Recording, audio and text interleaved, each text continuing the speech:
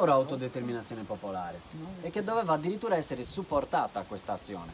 Quindi loro l'hanno detto pubblicamente e ovviamente era un rimando velato a quello che era successo.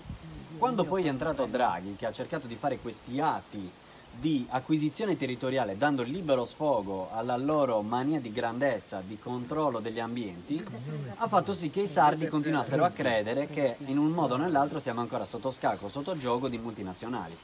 Ma in realtà già si è capito, è palesato, infatti i prossimi atti saranno quelli di comunicare appunto con tutti i comuni che vogliono essere già sovranisti. Uno dei tanti per esempio è quello di Villanova Forro, dove Maurizio Onnis come sindaco ha già chiaramente detto anche con l'Assemblea Popolare che lì loro le pale eoliche, fotovoltaico e tutti non li vogliono assolutamente mettere, che darà la possibilità di riuscire a chiarire nel lato pratico che sono i sardi che decidono cosa succede nel loro territorio.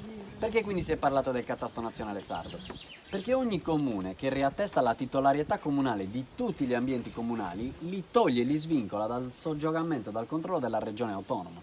Perché la regione autonoma, ripeto, che è stata notificata e ci sono i rimandi e ci sono i dati concreti che spiegano perché al protocollo centrale anche del Quirinale era arrivato tutto, perché alla presidenza di Solinas le informazioni erano già arrivate, che è destituita de iure, cioè in legge, da tutta l'attività che loro stanno ancora continuando a fare per vizio di forma, perché c'è un consenso delle persone per ignoranza riguardo di tutto questo. A proposito di ignoranza, tutto ciò comunque ha a che fare anche col discorso della zona franca.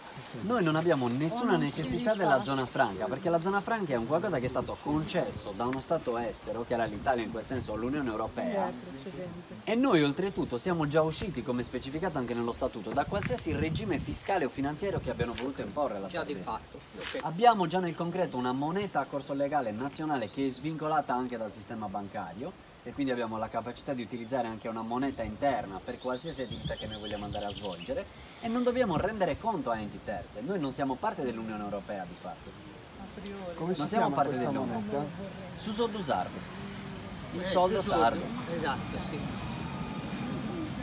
Questa funzione sarà ovviamente ampliata sempre più, si creeranno tutti, diciamo, i centri di accordo e di gestione interna nazionale da parte di tutte le persone che hanno competenze, hanno interesse o hanno voglia effettivamente di mettere a disposizione le loro capacità per semplificare innanzitutto la comprensione di tutti questi processi e metterli a fruizione ovviamente di tutte le persone. Quando sarà poi sempre più evidente, anche per chi all'estero magari non ha ancora ben chiaro che cosa sta avvenendo qua, ci sarà una manforte che arriverà da tutte quelle nazioni che hanno voluto sgomentare tutto questo sistema finto democratico, che in realtà era un apparato guerrafondaio che voleva disintegrare tutto il tessuto culturale e sociale di ogni nazione, per portare a creare questo globalismo fittizio dove si eliminava l'individualità, che in realtà è il bene più grande che possono avere tutte le popolazioni del mondo, perché con le loro culture e le loro tradizioni possono testimoniare veramente chi sono, sino al punto di riuscire a dare noi stessi come un faro di coscienza una luce nuova di visione delle cose, una nuova comprensione di che cosa sia l'umanità vera, e cioè una forma di vita intelligente davvero da un punto di vista emotivo, che non ha solo un raziocinio, e non ha solo una parte cantilenante dentro la mente, ha tutta una serie di sentimenti e di sentiti veri che ci riallacciano alla natura e al pianeta e al cosmo e a tutto quello che ci circonda, perché noi siamo parte integrante di quella stessa cosa, siamo quella cosa. Ed è lì che si torna veramente al principio divino, puro, dove allora uno comprende il Deus eo Deo, e allora uno comprende davvero cosa voglia dire essere. Spiritualità vera. Perché lì si arriva alla differenziazione e si sa che ognuno di noi ha una individualità unica, inimitabile, irripetibile. È perfettamente dotata. Assolutamente sì. E infatti Perfettamente mi piace. dotata. Vorrei condividere, anche se si capisce, io sono di fuori, però lui mi ha istruito subito un po' su come dovrebbe essere in Sardegna, e aveva partecipato a un bellissimo convegno a Orgosolo di un giornalista internazionale sparito non si sa come, Giulietto Chiesa. E questa frase mi piace, forse è banale, però racchiude molto, e lui a questo convegno aveva proprio detto: voi vi salverete se manterrete la vostra identità. Allora, fa ridere magari detto da una di Milano, però io ho visto cosa succede dopo la globalizzazione, che c'è la spersonalizzazione, e quindi da persona che viene da un posto dove non c'è più cultura, è una frase che mi tocca molto ed è quello che poi mi ha fatto innamorare della Sardegna, perché voi avete un'identità molto forte ed è davvero importante anche riuscire a tramandarla ai giovani e far capire che cos'è l'identità La sarda. vera identità. Non possiamo più aspettare. Posso farti? È bello che siamo qua Voglio a capire una parlarne. cosa. Il fatto di protocollare, no? Non ci tiene legati, agganciati comunque al sistema. Noi non siamo legati e agganciati a nessuno, E cosa vuol dire in nessuna protocollare? forma. Noi andiamo a dare comunicazione di quello che stiamo facendo, per rispetto e per armonia di quello che è veramente il sentito delle azioni che stiamo compiendo, perché nessuno è escluso dalla capacità di essere consapevole. La conoscenza è come l'acqua, deve essere disponibile a tutti, loro compresi. Quindi se loro hanno come sistema di linguaggio quello di utilizzare un meccanismo di quel tipo per poi poter veramente avere la informazione a disposizione, quello è il meccanismo che gli semplifica la comprensione. Quindi si fa una notificazione semplicemente per dare in atto pubblico pubblicità alla comunicazione, né più né meno. In onore. Noi, esatto, non abbiamo nessuna necessità di dover fare protocolli, tant'è che tutte le documentazioni, statuto compreso, sono state già date anche con un atto pubblico alla Common Law Court, che è un ente che internazionalmente, in maniera sovragiurisdizionale, ha la possibilità di comunicare con tutto il mondo per fargli sapere che cosa è avvenuto in Sardegna, con questo statuto, con le comunicazioni fatte ai vari stati e con le attività che abbiamo cominciato a portare avanti. Quindi non c'è nessun legamento, non c'è nessuna catena. Chi ancora se le sente addosso, me lo dica che gli regalo e gli lancio le chiavi, così se le toglie e le butta. Beh, ok, insomma. Va bene, dai. Ancora c'è da dire comunque. No, me le regaliamo. Non c'è niente. Festas de Calura, Campidano e Baronia. Oh, domo mia. E poi esistono i pagatori e i debitori. Il pagatore era colui il quale era delegato a ricevere i soldi dagli schiavi, che dovevano pagare le imposte, e gli schiavi erano i debitori, coloro i quali non solo con il lavoro, ma anche con la pecunia, dovevano devolvere all'imperatore quello che secondo lui gli spettava. Le tasse. Per lo Stato non si è altro che questi, tant'è che il tuo nome e cognome sono scritti in una certa grafia per questa ragione. Queste sono nozioni di base dell'autodeterminazione che si rifanno al diritto internazionale e il diritto naturale. Io quello che voglio capire è se tu ti sganci dal sistema, non usufruisci più di una pensione, di Servizio sanitario. sanitario. Sono dicerie errate che vengono ripetute e richieste. Io ti dico, queste sono domande che io adesso ti andrò a rispondere, ovviamente perché è lecito che tu abbia una risposta, ma sono questioni che sono state chieste da forse 10 anni da tutte le persone che appunto non comprendono che sopra il diritto nazionale esiste il diritto internazionale. Se arriva uno straniero in territorio italiano, cosa gli danno? La d'aria sussidiaria giornaliera, soldi. Se si fa male e va in un ospedale, lo curano. Questo perché per diritto naturale, legge tra l'altro rettificata in Italia nel 1977, la legge 881, la Dichiarazione dei diritti universali, sancisce che è un tuo diritto di esistenza come persona umana di avere accesso al sistema sanitario e di avere a disposizione un sostegno statale per il tuo benestare economico, ma come persona umana. Perché a te non te la danno se tu non paghi le tasse o non hai un codice fiscale? Perché per loro sei un soggetto giuridico, non sei una persona umana.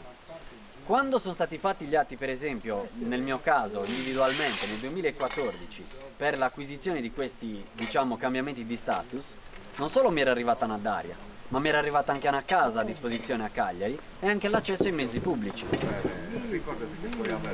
Quindi non si perdono i diritti, li si esercita finalmente. Però io sono convinto che se molta gente fa così, alla fine succede un casino.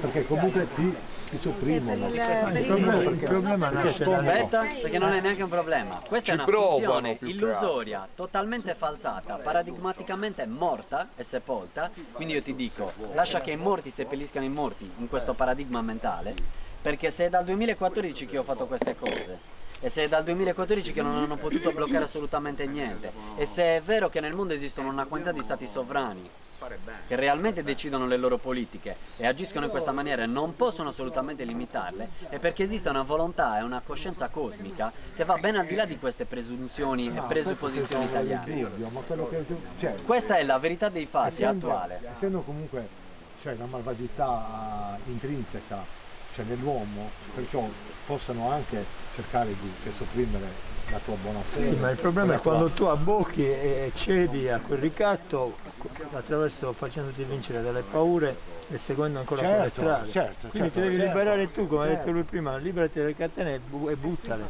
Nel momento che loro ci provano, ha detto oh, guarda che e poi con quello come fai faccio. Ciao. Scusa, Non devi dare più energia a quella cosa lì. Devi proprio staccare.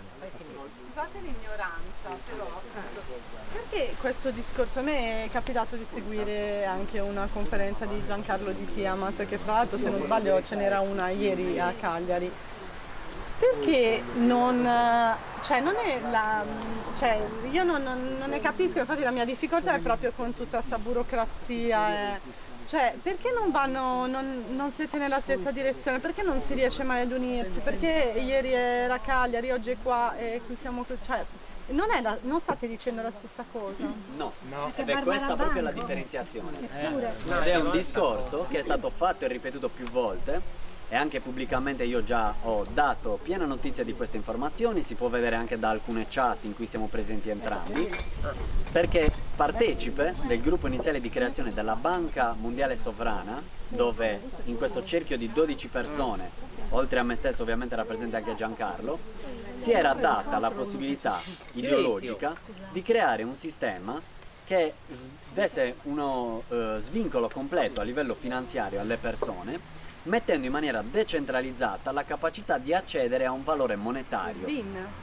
Giusto. Quando Giancarlo Gerano ha mancato di innanzitutto svolgere i suoi ruoli all'interno del Tribunale Popolare, che in comune accordo col Movimento di Liberazione Nazionale Sardo, che come già detto si è già comportato in malafede, e questo è stato già notificato pubblicamente alla riunione che è stata compiuta a settembre a Sadali, non ha dato seguito all'accordo che era stato istituito, dove il Tribunale Popolare doveva essere l'istituzione massima tributaria della nazione sarda. Quando è stato fatto l'atto di rivendicazione della nazione è sparito, non ha dato notizia pubblica e anzi si è ritirato dai suoi incarichi. Parli di Giancarlo Gerano? Sì. Al momento in cui doveva essere appunto realizzata la Banca Mondiale Sovrana, con un colpo per cambiare le carte in tavola, da una notte all'altra ha scelto e deciso di avvalersi di alcuni tecnici, cioè di persone, programmatori e simili, per creare un sistema economico sovrano, essendosi spaventato della notificazione ricevuta da Banca d'Italia, perché Banca d'Italia l'aveva citato in giudizio con una multa per aver utilizzato il termine banca. Giancarlo ha fatto sì che venisse creato un sistema finanziario, monetario, centralizzato, dove le chiavi di accesso alla gestione di quel sistema l'ha lui e i programmatori, e dove sono stati acquisiti tutti i dati in maniera centralizzata di tutte le persone che si sono iscritte, e ha creato un sistema dove si è creato un meccanismo in cui la moneta doveva essere garantita e collateralizzata dal tempo. Come si può garantire che il tempo di lavoro di un essere umano abbia un valore piuttosto che un altro, se facendo anche un esempio banale, dove una persona che lavora 500 metri quadrati di terra e ci mette 2 ore perché sa farlo e perché ha delle certe capacità, viene pagato un tot sulla base di quelle ore, mentre una persona che si arroga il diritto di lavorarlo in 10 giorni, anziché guadagnare per 2 ore, guadagna per 10 giorni, avendo lavorato lo stesso identico pezzo di terra. Come si può creare un modello econometrico basato sul tempo, se in realtà l'unica realtà che dà valore alle cose sono le risorse? Perché la moneta, come ha spiegato Giacinto Auriti, è l'unità di misura del valore, non del tempo. Il tempo è una forza a sé stante. La moneta è una convenzione umana. Oltre a questo, Quando è stato creato il sistema economico sovrano, fu creata una cooperazione con un'altra attività, che era il Dynasty Coin della ente extraterritoriale Dynasty of Freedom, dove si era presumibilmente creata questa coppia di scambio tra questa criptomoneta, il Dynasty Coin, e il DIN, dove la gente però guarda caso doveva sborsare euro per comprare i bitcoin, per comprare il Dynasty Coin, per poi dare valore al DIN. Com'è che tutte queste spese monetarie per comprare questo Dynasty Coin, che ha un valore di mercato che è sempre oscillante, quindi speculativo, poi da un momento all'altro è sparito, non ha avuto nessuna possibilità di essere cambiato e tutte le persone che ci hanno investito quei soldi non sanno più neanche che fine hanno fatto? Quante volte Giancarlo è stato invitato pubblicamente da me stesso e anche da altri, così come il Movimento di Liberazione, a spiegare il perché non hanno voluto veramente contribuire al fatto che questa è una volontà popolare, non individuale, mentre la loro è una autodeterminazione individuale. Ognuno deve fare per sé, non esiste il popolo, non esiste neanche la nazione sarda per loro, non esiste che dobbiamo essere veramente in grado di dimostrare la nostra identità culturale. E quindi questa è la differenziazione, quindi il messaggio assolutamente non è uguale. Grazie. Grazie Roby. Prego.